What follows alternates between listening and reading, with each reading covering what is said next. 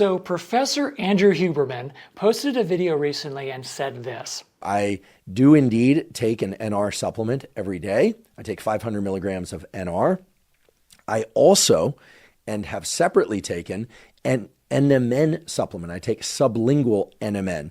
So I'll take anywhere from 1 to 2 grams of NMN as a sublingual powder, which, as the name suggests, you put it under your tongue and it dissolves there. It's got this kind of tangy flavor.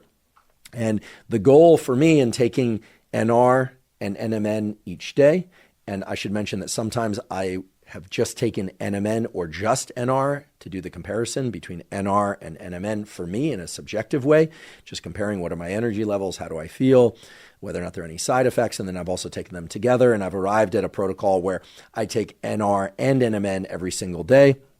And the goal of that is indeed to increase NAD levels within my system. Now, he wanted to be very, very clear that he is not taking NR and NMN to raise NAD levels, thinking that raising NAD levels would actually extend lifespan. He doesn't believe that the data is strong enough to substantiate that yet, that raising NAD levels will extend lifespan in humans. But he does say that he has an open mind. He's keeping an open mind, saying that maybe that data will present itself in the future. He just doesn't feel like we're there yet. Speaking of NMN and NR about this video is when he talks about his own personal experience taking NR and NMN. And now I realize what I'm about to say is entirely subjective, and I really want to highlight that. What I'm about to describe is my experience. It is not based on any peer-reviewed studies.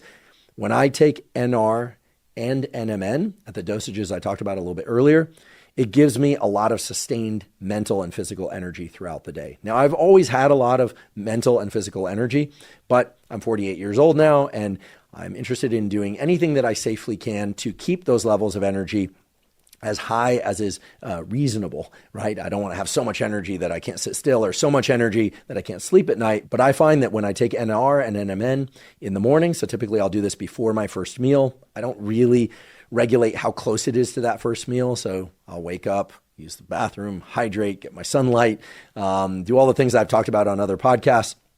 But I'll take my NR and NMN sometime usually within about an hour or two of waking up, and typically at least 30 minutes to 2 hours before my first meal, which for me usually arrives around 11 a.m. So sometimes I'll take it long before my first meal.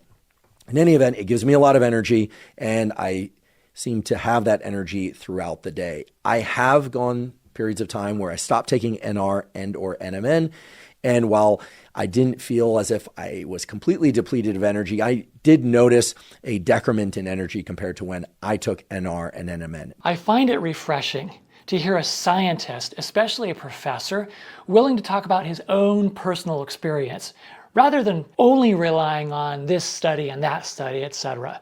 I just find myself really identifying with him in this video because my own experience with taking NMN has been very similar. I've made a couple of videos about that, which I can link down below. I have more energy. I just feel better when I'm taking NMN. I haven't taken NR yet, but I've been seriously considering that. I was thinking about alternating between the two, but now after watching that video, I'm thinking, maybe I should take them together. So my reasons for taking NMN are also very similar. I'm not so concerned about living to be 100 or 120 or 150. In fact, when I talk about longevity on this channel, I'm not so much talking about lifespan, meaning how long we live. I'm more focusing on health span, meaning how healthy we are during that time. Or as I like to say, how much life we have while we're still alive.